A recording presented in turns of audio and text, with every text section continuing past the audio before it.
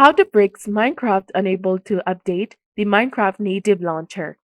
Hey there, welcome back to our channel. So some people are having this problem because they have an older version of Minecraft launcher installed. So here's how you can fix it. First of all, you need to go ahead and uninstall the old launcher. For that, go to the Windows search bar and type in add or remove programs and select it.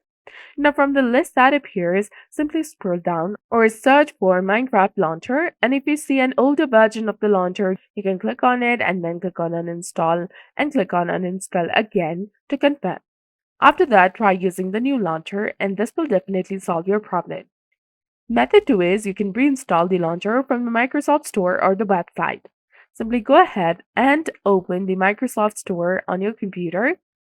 Go to the search bar in the top, search for Minecraft launcher, select it, and then tap on Get, which is highlighted in blue color.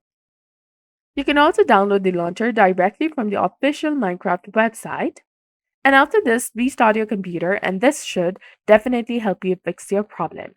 So that's all there is to it. I hope you found this video helpful. If you did, don't forget to like, comment, share, and subscribe to our channel for more amazing tips and tutorials. Thanks for watching. See you in the next one.